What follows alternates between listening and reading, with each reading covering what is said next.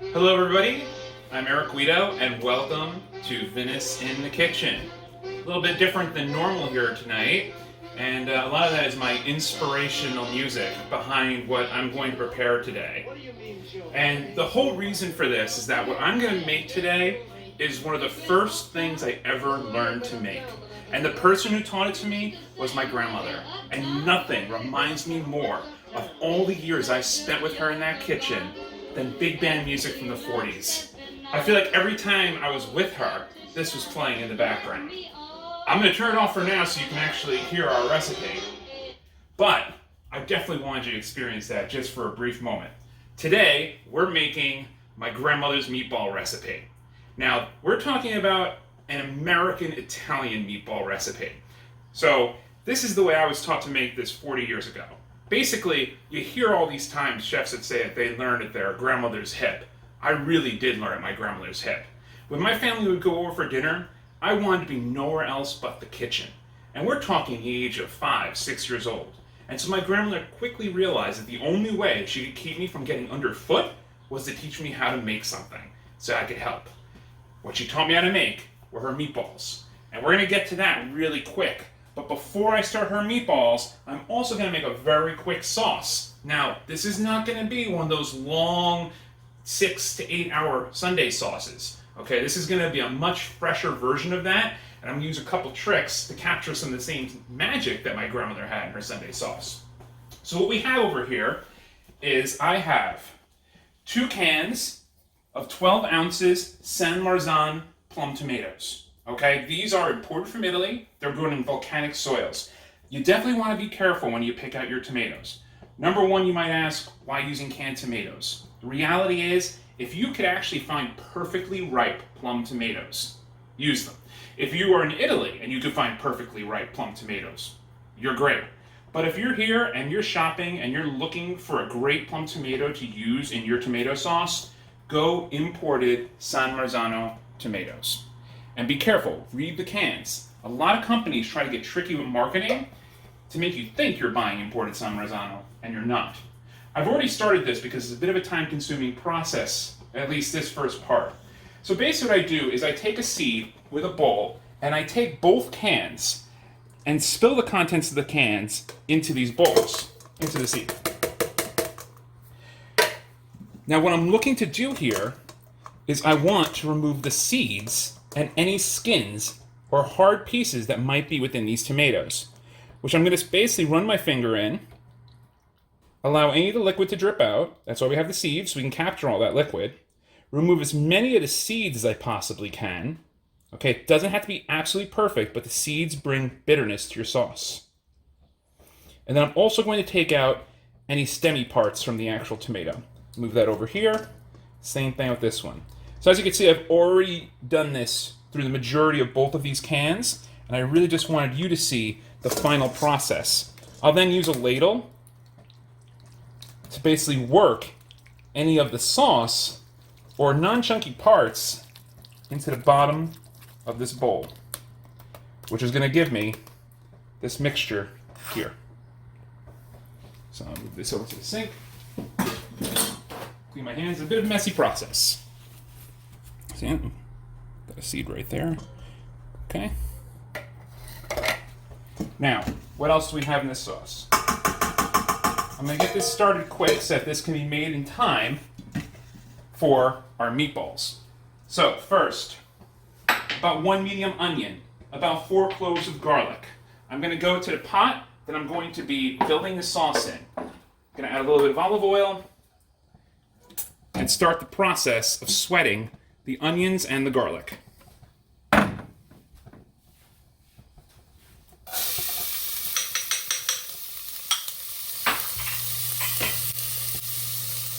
Season with salt.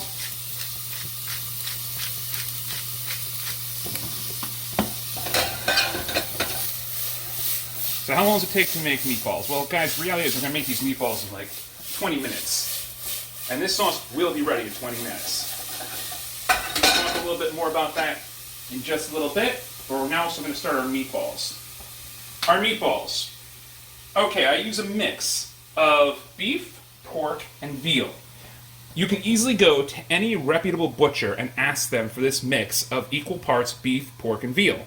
Now, this isn't the only way you could do this. Let's say you have issues with veal. You could substitute lamb. You could just have 2 parts beef and 1 part pork. But this is the classic way I was taught to make this dish. I have 3/4 cup of fresh breadcrumbs, not seasoned breadcrumbs. If you look at the ingredients on some of those seasoned breadcrumbs, you're not going to like what you find. Go to an Italian bakery, find fresh, or if you really want to get into it, you can actually buy yourself a loaf of Italian bread, let it sit on the counter out of its bag for a couple days, and then basically run it through a cheese grater, and you can make your own breadcrumbs. Even better. I have 1 medium onion, I have 4 cloves of garlic. And just like these onions back here, I've got to get these guys started as well. So a little olive oil in a pan.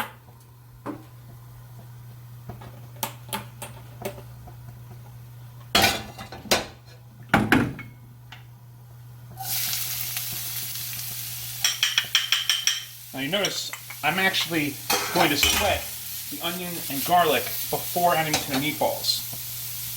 Why? Well, these meatballs are going to have plenty of time to cook, but I want to get some sweetness and some flavor going in this mixture of onions and garlic first. So what else do we have here? We have a 1/2 cup of Pecorino Romano cheese. We have 1 egg and about 2 tablespoons of chopped Italian parsley. Oh yes, and the measurement on the meat for this specific recipe is about 1.5 pounds. So you have basically a 1/2 pound of beef, 1/2 pound of pork, a 1/2 pound of veal. You can easily double this, guys, because this is one of those recipes that what we make today is going to be even better tomorrow. As is the sauce. Because the idea of this recipe is that the meatballs and the sauce are going to help accentuate each other's flavors. So while these are working, I'm going to move the meat into a clean bowl.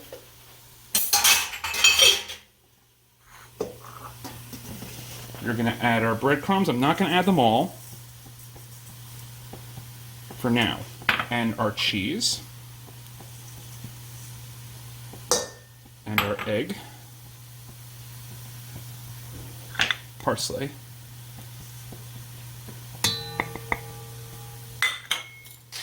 Recipe calls for about 1 tablespoon of salt. I'm going by feel here. In other words, as I mix this with my hands, I was actually trying to figure out, does it need more egg? Does it need more breadcrumbs? Is it too moist? Is it too dry? It was only when I got older that I started thinking to myself, well, I should try to start measuring these things out so I can always have a consistent recipe each time I made it. Don't get me wrong, they were amazing when I was a kid. In fact, it was really funny because around the Sunday dinner table, family would always talk about the meatballs I was making. Before we mix that, we're just going to let these onions finish. They're almost there. They smell amazing. I'm just going to turn them off the flame here. And now I'm also going to add the oil to my frying pot. Almost ready with the onions and the sauce as well. So, for frying these meatballs, I'm using olive oil. Notice I'm not using extra virgin olive oil. Alright, if you're going to fry with olive oil, you don't want to use extra virgin. I know it's a little difficult these days because extra virgin olive oil is all the craze. The reality is that a good cold press extra virgin olive oil, something like this, you want to use this to dress salads, you want to use this to drizzle over steaks. You don't want to fry with this. The particles that are still in here, they burn if you fry with them. So instead, use just an olive oil that's actually meant for cooking. Okay, I'm going to turn my attention to the sauce for a quick moment here. Let the onions cool for a minute.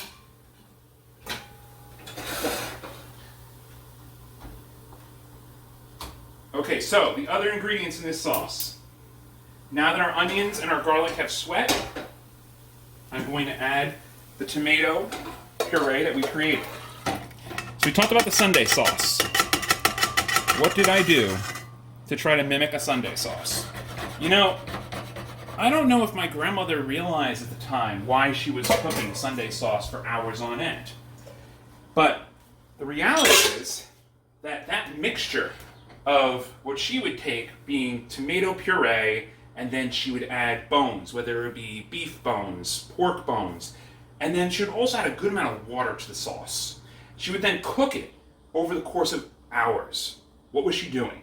She was pulling collagen out of those bones. She was pulling the richness and the flavor out of those bones that you get when you make a bone stock. So for me, if I'm gonna make a sauce for my family and I don't have hours to make it, because who does these days? I will do it like this. I'll use my tomato puree and then I'll use actual bone broth. In this case, since we're doing meatballs, I'm gonna use beef bone broth. I'm gonna add 2 cups of beef bone broth. I'm also going to add about a tablespoon of sherry vinegar.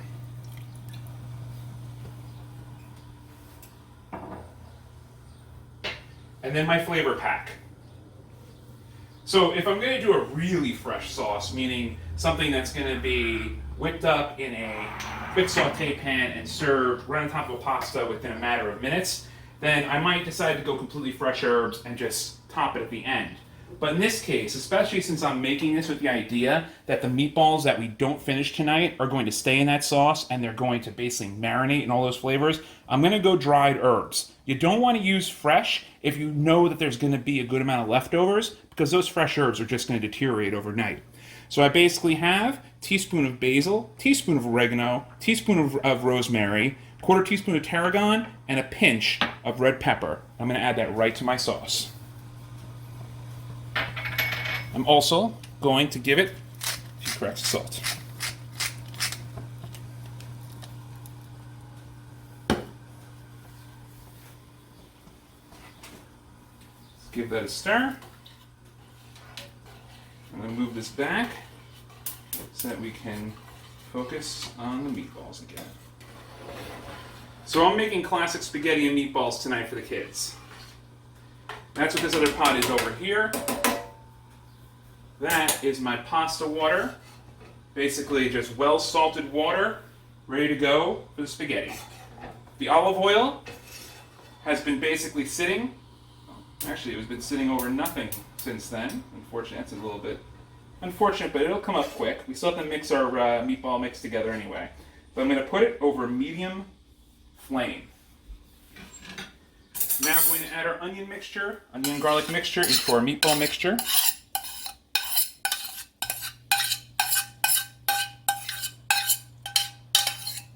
Wow, it smells amazing. Turn off this burner. Have a plate for the meatballs when you form them up. Now guys, you can do this with a spoon, do it with your hands. My whole life, I've been doing this with my hands.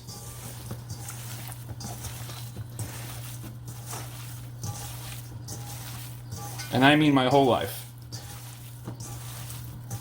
When I say that I started making meatballs at the age of 6, I'm totally not kidding. Every single Sunday, my whole family would come together for a Sunday dinner.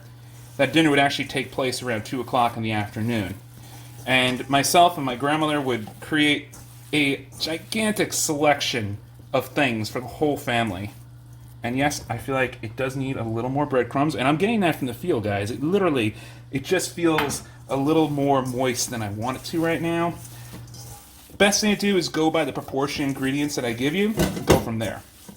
And like I said, this is not, don't mistake this for some, classic Italian recipe from, 100 years ago. Remember, this is Italian-American cooking. My grandma was actually Irish, and she married an off-the-boat Italian man, and in doing that, she had to basically go to school. What I mean is, she had to learn how to cook from my grandfather, from my grandfather's mother, before his family felt safe in having their son marry her. And so she made things not quite from the perspective of, coming directly from Italy, but from the perspective of cooking for an Italian man, that what mattered to him most was the food on the table, reminded him of what his mother would make, and that it was good. That was really all that mattered. Now, the reason I bring that up is I know like some people will say that, you know, one of the classic ways to make meatballs is you'll take stale bread, you'll soak it in milk overnight, you'll wring it out in the whole 9 yards. Certainly, that is one way that you can make meatballs, and it's definitely very good. But this way, I guarantee you, there will be no one complaining at the table. So I'm just rolling these up really quick. I like to actually make meatballs to be a decent size.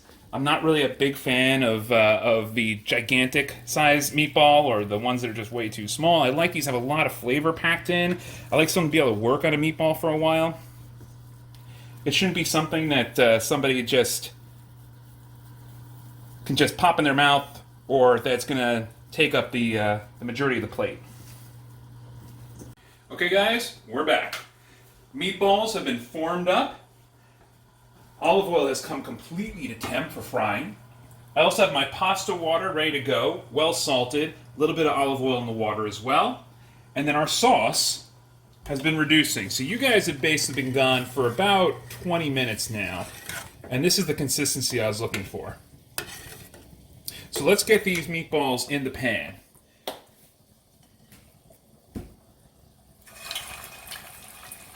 So let's just say that you wanted to check for seasoning. You can very easily just form yourself up a very small meatball, quickly fry it in the oil, let it cool, and just taste to make sure it's properly seasoned. If you find it needs a little more salt, a little more pepper, you can always add it right before you put these in. Remember, this is just the beginning of the cooking process here for the meatballs. They're not going to spend a lot of time in this oil.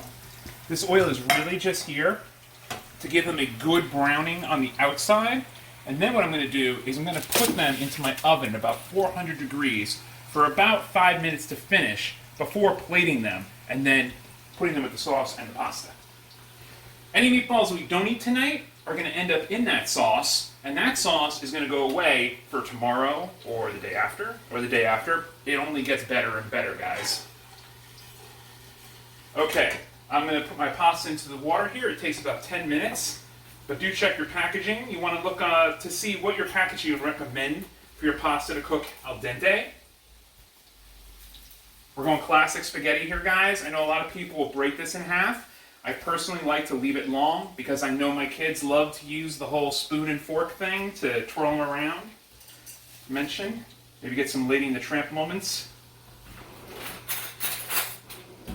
Okay.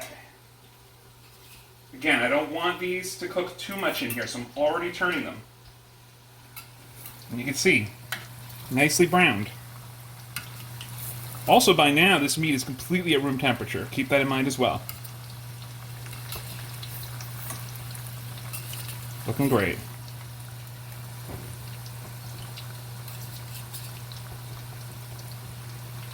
Notice the oil comes about halfway up to the meatballs here.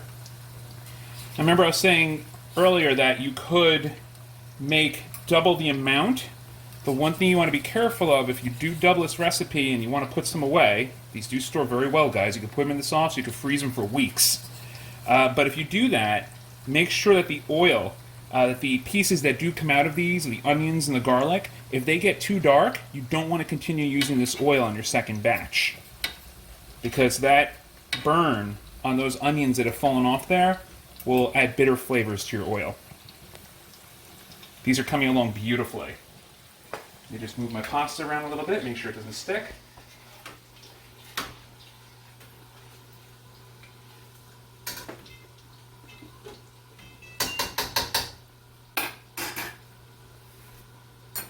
Make sure we get that back up to temp very fast. Okay, so these just need a minute more in the oil. Let's talk really quick about your sauce. So I'm making spaghetti and meatballs here. I personally like to have a chunky, rich sauce. You notice when I was taking care of the tomatoes earlier, I was really just squeezing them between my hands to break them up. And you can see we still have these rough chops of garlic showing up in here as well as our herbs. I like sauce like this. But let's just say you want to go to really, really fine sauce. You don't want to have the chunks. Something that you might want to invest in that was something that has completely changed how quickly I can turn a sauce like this, that's a rustic chunky style, into a very smooth marinara, is an Immersion Blender. They're really not that expensive. This one's made by Cuisinart. I think it might have cost me $30, $35. basically plugged into the wall. This would be inserted into the pot, and as you work the immersion blender inside of the pot, it will basically blend up those chunky ingredients, and you would be amazed just how fine this sauce can get. I, for one, I like the chunks. Lots of flavor in there, guys. Okay, we're working well here. Meatballs are coming along nicely. Just going to move some of these over onto the side so they don't burn the bottom. Just give them a little more time here in the pan. We don't want any burn. Burn does not bring flavor, guys. I mean, on the grill it might, but in this kind of cooking it really doesn't.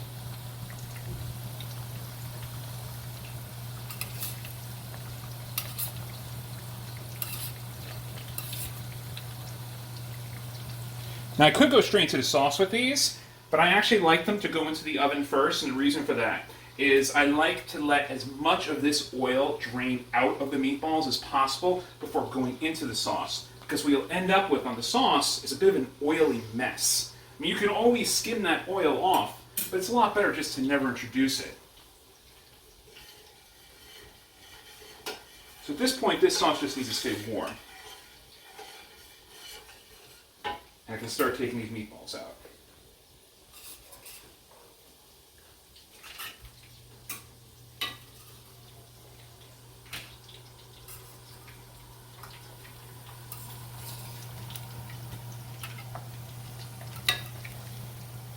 These make great leftovers. Yo, you don't even need a sauce. Half of these you can leave them unsauced out of the oven.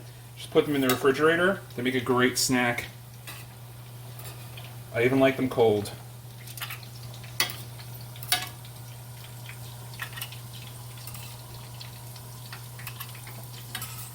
Alright, these look perfect. And they smell amazing. And notice again, on the actual meatballs themselves, the onions, the garlic, it's not burned. That's not what you want. You don't want to fry it so much that you end up burning those. You just want them to be well cooked. Put this into the oven. I have it at 400 degrees. And these are going to be ready right about the same time that my pasta's done. Okay, so oil's good. I'm going to move this to the side just so it's out of the way. Last thing you want to do is have hot oil on a stove with water that may spill into it and cause a fire. So I'm going to get this as far away as possible for now. I'm going to move my sauce front and center just so it's in front of me. And while that works, give one more stir. Let's talk about wine pairings. I like to go classic. I mean, it's spaghetti and meatballs, right? I mean, if you were just going to do spaghetti with a red sauce, you know, you might want to change things around, but when it comes to the meatballs, they add a dynamic to the dish that really opens up the borders. Okay, so I'm going to go Italian first. And I'm going to tell you a really great way to go outside of doing Italian wine as well. I just don't happen to have one on me right now. First, most classic, spaghetti and meatballs, Chianti Classico. For me, one of the first food and wine pairing moments of my life that it all made sense was the first time I paired a Chianti with a red sauce. There is just something about Chianti and red sauce. They both accentuate each other's flavors perfectly. Another way to go, and this is one that I absolutely love, is to go with Barbera. Now, you can go with Barbera from Barolo region, from the Barbaresco region, from the Roero.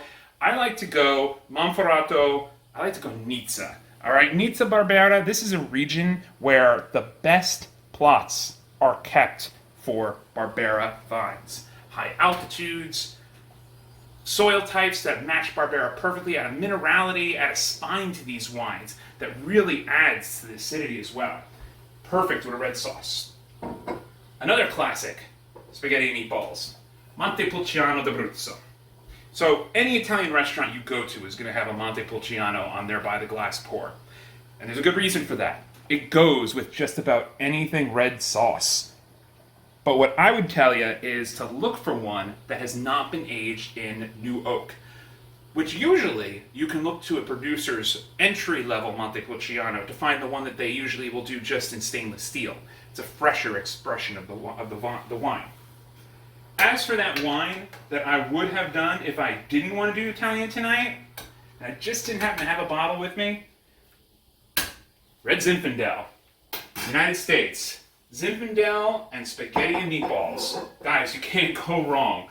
Intense, briary, red, blue fruits. Big acid, big wine, a little bit of sweetness, but zesty. Really adds a lot to what you bring on the plate with the spaghetti and meatballs. Okay, so here we are. We're almost ready. Okay guys, time to finish this up. The pasta is ready. And we are going to drain it.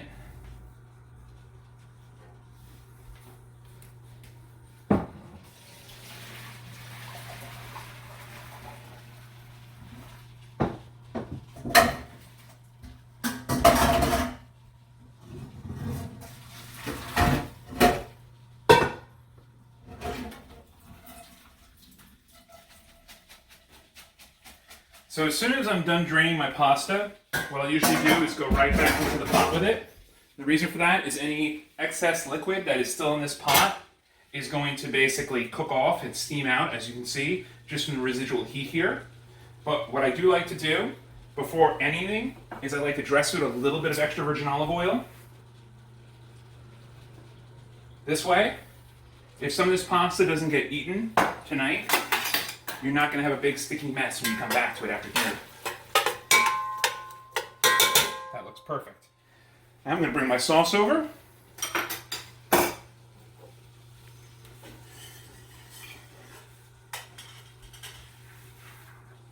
that right here. Switch up to a ladle.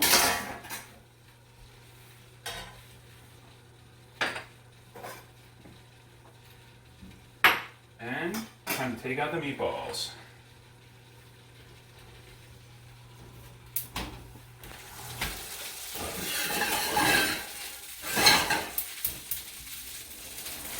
And they look absolutely fabulous.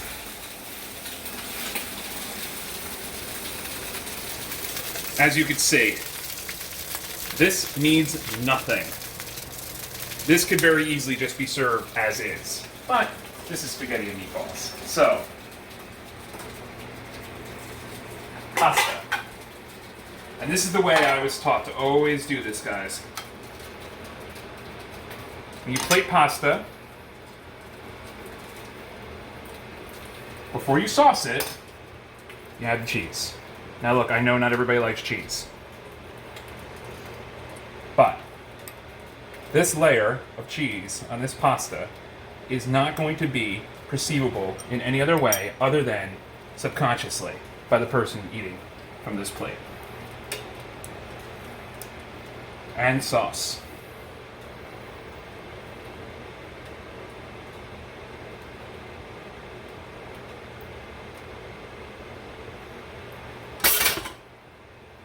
And the main event.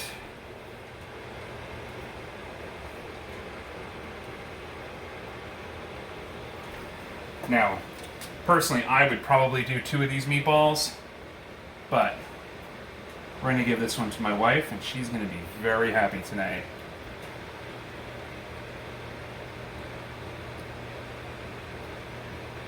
A little bit more pecorino romano.